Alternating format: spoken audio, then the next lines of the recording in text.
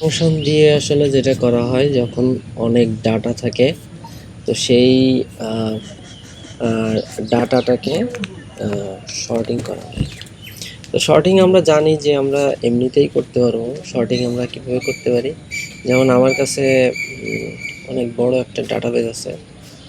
কত বড় আমরা দেখতেছি যে এটাকে যদি কাউন্ট দিই তাহলে আমরা বুঝতে পারবো কত। ৭৭৮৬টা ডাটা আছে এখানে।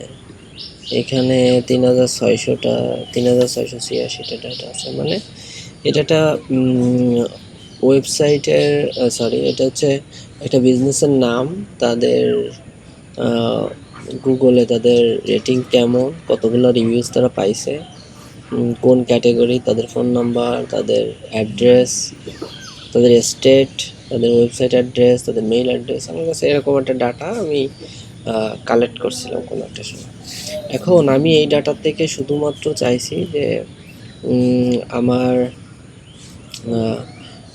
শুধু এইটা লাগবে, আমার আপাতত লাগবে হচ্ছে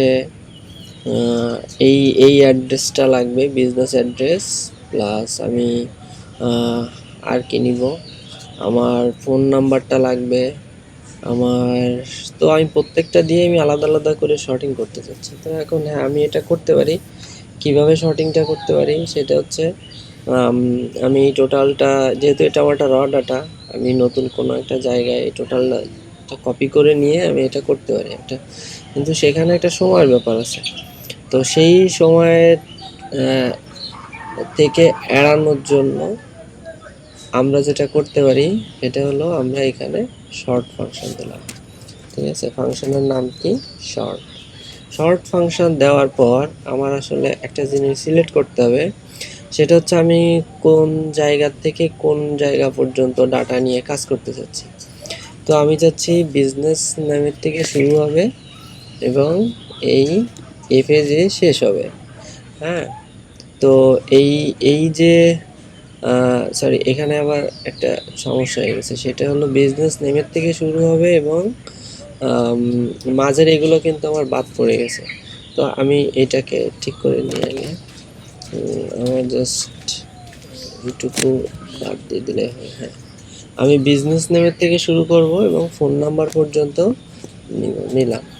নেওয়ার পরে আমি আসলে কোন কলামটাকে ইয়ে করতে চাচ্ছি আর কি, শর্টিং করতে চাচ্ছি। আমি যদি আমি কিন্তু শুরু করছি বি থেকে এফ পর্যন্ত, তাহলে বির পজিশন এই জায়গায় কত? 1 2 3 4 5, তার মানে বির পজিশন এখানে হচ্ছে 1। তো আমি প্রথমে যেটা করি, আমি প্রথমে রিভিউ দিয়ে হচ্ছে যে শর্টিংটা করে ফেলি। তো রিভিউ কয় নাম্বার পজিশনে? 1 2 3। তো আমি এখানে দিলাম 3। আচ্ছা, দেওয়ার পর আমি এটা কিভাবে শর্টিং করতে চাচ্ছি বড় থেকে ছোট নাকি ছোট থেকে বড়। যদি বড় থেকে ছোট আমি করতে চাই, তাহলে আমার যে শর্টিং পদ্ধতি যেটা হবে সেটা হবে ডিসেন্ডিং, তার মানে এটা হবে ফলস। হ্যাঁ, তো আমি এটা ফলস দেই। ফলস দেওয়ার পর আমি জাস্ট এখানে এন্টার দিলে আমি দেখবো আমার টোটাল ডাটাটা শর্টিং হয়ে গেছে। আমার কিন্তু কিছুই করা লাগেনি। ইভেন সেই বিজনেস নেম রেটিং এটা কিন্তু সেই প্রথমে লেখাটা সেইভাবেই আছে। এবার আমি আমার মতো করে যেভাবে দরকার হয় আমি আমার মতো করে ব্যবহার করতে পারি। তো শর্টিং আসলে কি করে? শর্টিং হচ্ছে একটা ডাটা রেঞ্জ নেওয়ার পরে সেইখান থেকে সে কোন কলামে পড়তেছে, কোন কলামের উপরে আমরা সেই শর্টিংটা করতে চাচ্ছি সেটা বলে দেওয়া লাগে।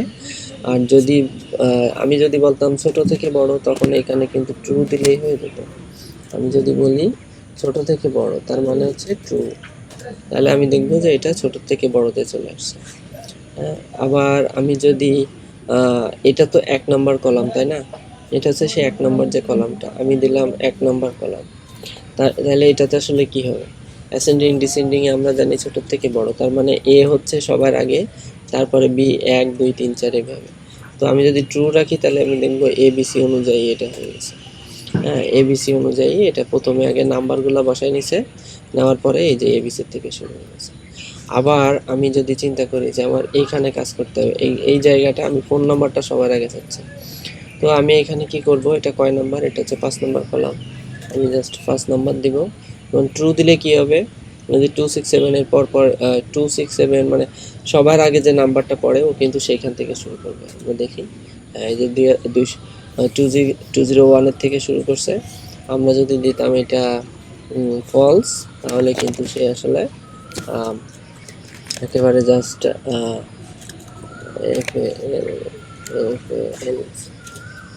একটা বেশি দিচ্ছে। তো এবার ফোন নাম্বারটা সে অন্য দিক থেকে শুরু করছে, ঠিক আছে। তো এটা খুবই একটা বেসিক জিনিস এবং মোটামুটি কাজে যখন বড় বড় ডাটা নিয়ে কাজ করা হয় তখন এটা খুবই কাজে দেয়।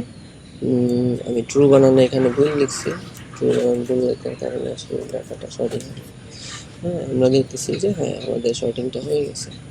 তো আমরা এটা ফলস নেই, ফলস, তো ফলস দেওয়ার পরে আমরা দেখতেছি যে হ্যাঁ আমাদের ডাটাটা যেভাবে আমরা চাই সেভাবে সেই অনুযায়ী একেবারে শর্টিংটা কমপ্লিট। তো শর্টিংয়ের এখানে আপনি যদি চান তাহলে আপনি এখানে আরও অপশান দিতে পারেন আপনার যদি দরকার হয়। হ্যাঁ, তবে এইটুকু হলেই মোটামুটি আপনার কাজ হয়ে যাওয়ার কথা। হ্যাঁ, আর যদি আমরা এইভাবে না করতাম তাহলে আমরা কি করতাম, তখন আমরা র ডাটাটা থেকে আমরা বিজনেস নামের থেকে এই জায়গা থেকে এটা এখান থেকে কপি করে নিয়ে আসতাম। কপি করে নিয়ে আসার পর আমরা নতুন আর একটা শিটে আমরা এটা নিয়ে পেস্ট করতাম। পেস্ট করার পরে আমরা এইখান থেকে এখানে শর্টিং এর একটা অপশন থাকার কথা, দেখি এখানে থাকবে, এই যে সরি এই যে এখানে আছে A to Z, আমি দিলাম A to Z, দেওয়ার পরে সে এখান থেকে নেওয়া শুরু করছে। আবার যদি দিতাম এইটা, তখন আবার ঠিক এখানে ক্লিক করে আমি আবার দিতাম Z to A, তাহলে সে উল্টা লিখতে শুরু করতো। মানে আসল কথা হচ্ছে যে এটা তখন আমার ম্যানুয়ালি করতে হতো, আর এখন সেই ম্যানুয়ালি না করে আমি আমি আমাদের যে ফাংশনটা আছে সেই ফাংশন দিয়ে আমি একের পরে এক শর্টিং করতে পারতেছি কোনো ধরনের অলমোস্ট ডাবল ক্লিক ছাড়াই। আমি জাস্ট এখানে লিখতেছি যে আমার এটা কত হবে এবং সে আমাকে আমার মতো করে ডাটাটা দেখাই দিচ্ছে, ঠিক আছে। তো এই ছিল শর্টিং। আর এরপরে শর্ট ফাংশনের আরও কিছু ফাংশন, ফিল্টারিং ফাংশন আরও কিছু ফাংশন আছে, আমরা ধীরে ধীরে দেখার চেষ্টা করি।